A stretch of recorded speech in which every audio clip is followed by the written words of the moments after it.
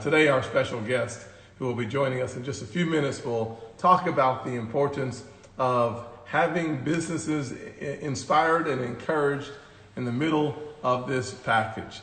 So it's important for us to provide more opportunities for people. I wanted to bring someone on board who understands succeeding at a very high level, someone who understands success on the court and off the court, someone who understands success as a business owner, as an entrepreneur, as partnering with other folks, someone who understands success like it's magic.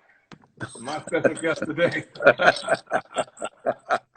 Magic Johnson, like it's magic. Hey, Senator Scott, how are you? I'm doing fantastic. How are you, sir? I'm doing great. Thanks for having me on, and thanks for all you do for the country as well. Well, God bless you for saying so. I'm gonna give you more time then. Yes, it's a blessing.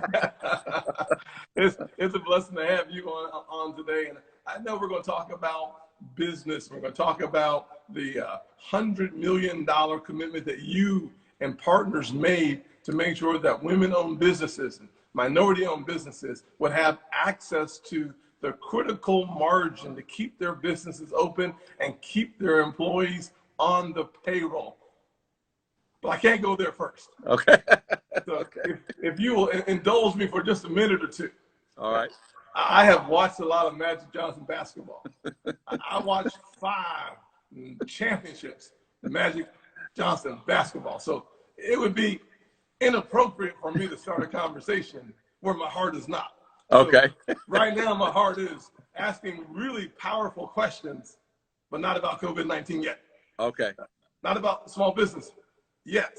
Yes. I gotta know, how in the world does one man accumulate 5 NBA titles? Number one, that's the first question. And number two, you played with some incredible players, but it seems like even though the best of the best besides yourself moved on, you took your team to a level that is hard to imagine.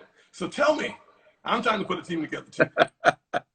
I'm too big for basketball. So I gotta have a good political team. What are the keys to having an amazing team? And tell me, who was the best player you played with? If you have to give me 2 or 3, I understand, but I want to know the answer to that question. Well, I think, first of all, if you think about the best player I played with, besides yourself, besides myself, I think who I played with was Kareem Abdul-Jabbar. Yeah. It had to be James Worthy. Those are the 2 best I've ever played with. Wow. And both are Hall of Famers. Both are just amazing talents, both on offense and on defense. And then last point, this is what made them special, and this is what made Michael Jordan special, Larry Bird special, whoever. They made their teammates better. And yes. I think that's the key, that they were willing to do whatever it took for us to win the game. And whether that's scoring the basketball, whether that was a steal on defense, a block shot on defense. And then James Worthy was he's so beautiful to watch. You know, he could do it all on the court. And then Kareem down low with the sky hook, it was nobody like him. And then Absolutely. The other 2 guys, the best I played against was definitely Michael Jordan and Larry Bird. Those were the 2 players. And then I would have to throw Dr. J in there as well. Oh, yeah. So those were the guys that, you know, my top guys. And then probably Isaiah and then Dominique Wilkins. They follow that. And then when I think about winning 5 NBA championships, yes, it took us all pulling in the same direction, Senator. If we were not pulling in the same direction, and we were all committed to winning, we sacrificed individual glory for team success. Yes, and we were all on the same page. And then when I think about that Laker run that we had, we went to the finals 9 times in 12 years. Woo. Right? Crazy damn money. We understood winning basketball. Wow. And you don't see runs like that anymore. You know, that was a tremendous run. And I'm just happy that I had teammates like I believe that was just saying we didn't care about getting our name in the paper. We didn't Yep. care about individual glory. We cared about just winning and winning and winning. That was it. Well, Magic, I got to tell you now, I remember one game when you seemed to have been channeling in your inner Kareem Abdul-Jabbar, because I remember the alley-oop, the sky hook that you did in one of the championship games. And I think you must have been exhausted during that game, but I recall in my own mind's eye seeing you play Kareem. I'm not sure if he was hurt or what happened, but you were like, what? That can't be happening. So you have the flexibility and you adjust well under serious pressure. And one of the reasons why I wanted to start out here is because Team America is under a lot of pressure. Right. Team America needs to learn to always play in the same direction for the same goal all the time. Yep. And when you have a global pandemic, Team America has to come together like the Lakers did. And I will tell you what, if we can follow what you just said, is every single player pulling in the same direction, we're going to beat this pandemic. We're going to beat it down. We're going to count it out. We're going to climb on top of it. And we're going to be hailed the champion of the world like you were. That's right. That's right. And you're right. You know, we all have to believe in each other. We all have to respect each other. And we all have to say, you know what? We got to do everything we have to do to stay in terms of social distancing, wear a mask or wear gloves if you have to. Just make sure that you remain safe and also keep other people around you safe as well. And if we can do that, the numbers will come down and hopefully we can get back to the way our lives were before COVID-19 hit. Well, you heard it from Magic Johnson, so you didn't believe when I said it, please believe it now. Magic Johnson himself said, we've got to wear those masks, follow the social distancing, do the protocols, because if we do, we might have the NBA and the Major League Baseball, and thank God for the NFL and college football. If we want to go back to life as it was, we are going to have to be responsible for making sure that we all do what we can do so that the rest of us gets to enjoy healthy outcomes as Americans. So thank you for saying that. And a part of having healthy outcomes is having a job. Yeah. And you have been instrumental into making sure that women-owned businesses and small minority businesses have access to capital. And let me just say it this way. When we came into the coronavirus, we had an unemployment rate around 3.6, 3.7%. We had record unemployment in the minority communities. We had a 70-year low for women. And all of a sudden, almost overnight, the coronavirus hit us straight on, and our unemployment was 14.7. It's coming down now, but what you have done, along with the Paycheck Protection Program, as you're providing capital, and so often we think about access to capital for businesses. Access to capital is really for the employees of the business to keep them employed, and you put $100 million on the table to make sure there was more liquidity and margin available to keep Americans employed. That's called being on Team America. Will you talk about that serious commitment and why you did it and the importance of continuing to move forward in that direction?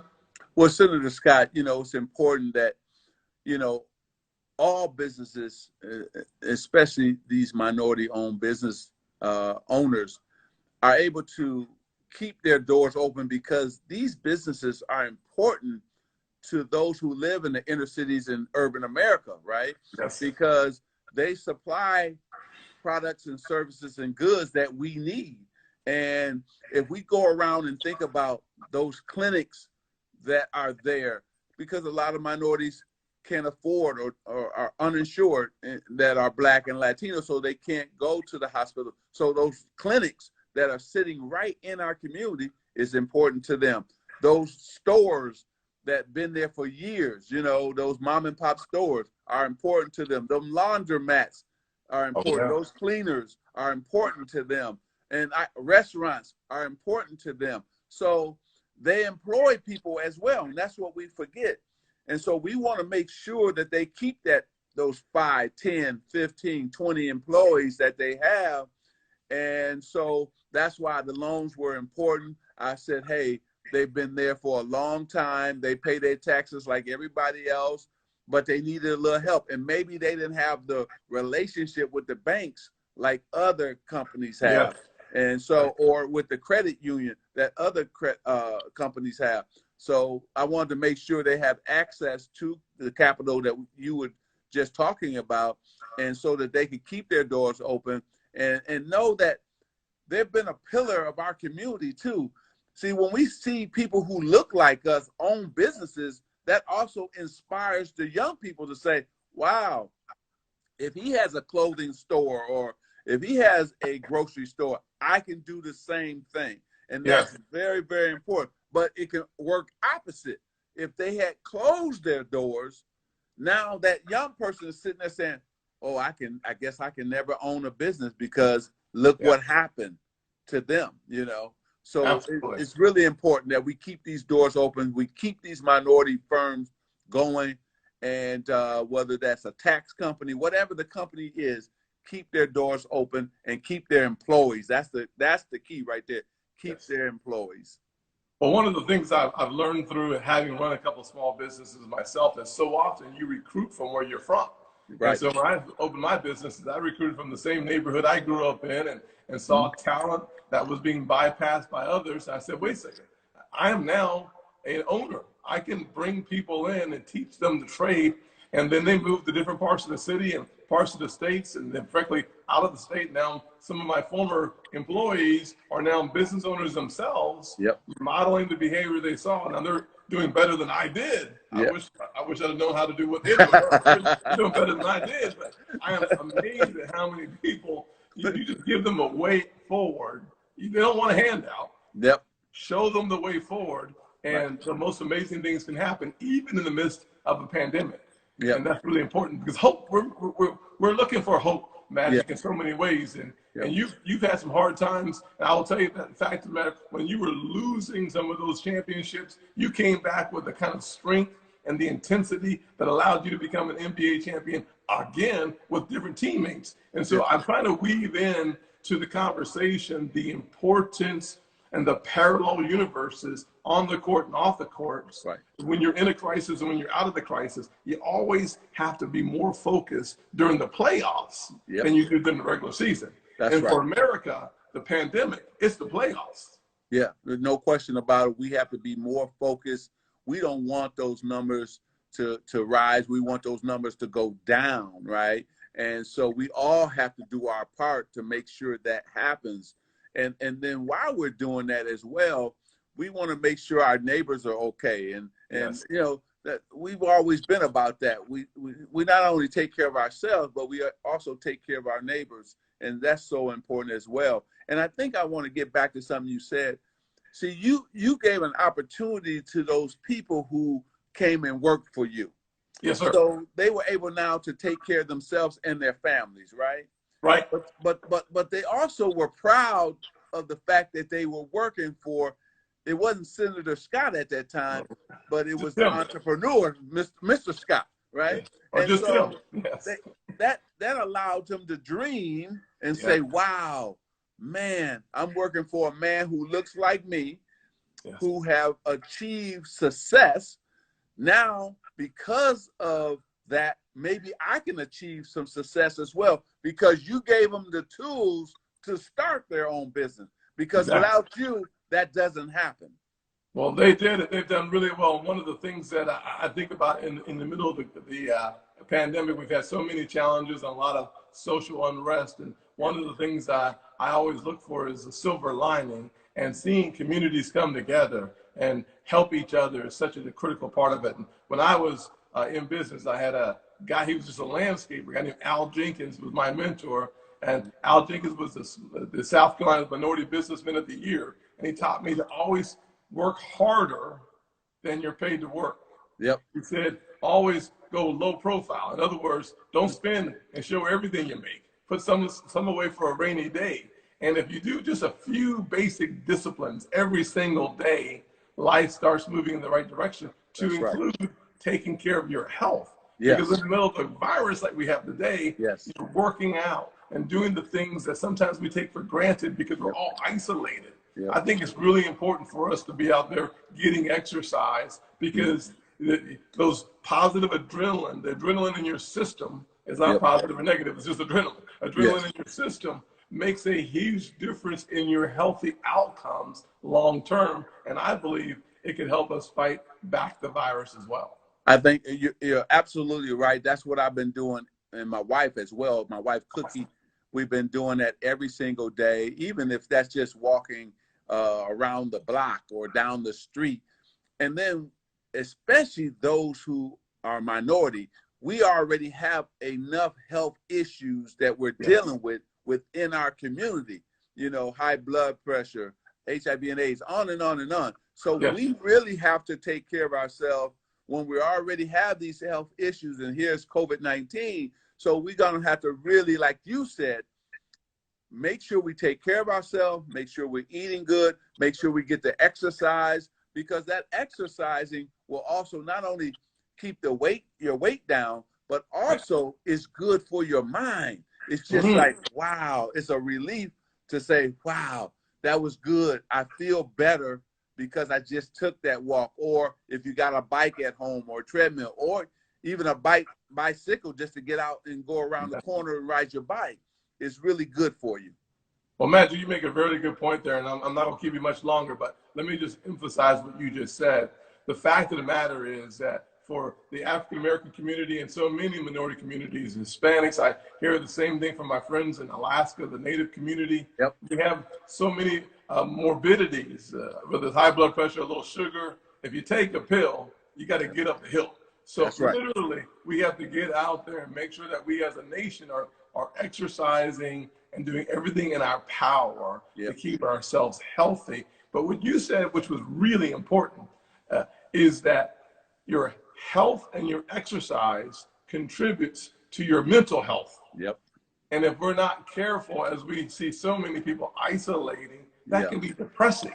Yes. And you have covered the business about having access to resources so you keep your employees, having access so your business continues, and hopefully you can be a multi-generational business owner and pass that down to the next part of the Johnson family, the legacy. But if you don't have good health, if you're not doing everything to protect your health, it's going to be very, very difficult to pass your business down or to keep your employees on payroll if you are physically or mentally so spent that you miss some real important landmarks in your life. And so when you said that, you hit a nerve, because I'm getting ready to enter into a 10-pound challenge to try to get people to lose weight with me. Because if we're not careful, this pandemic could provide more people with diabetes, more people with high blood pressure, cholesterol issues. People have been putting off surgeries, the elective surgeries for heart stents and cancer diagnosis.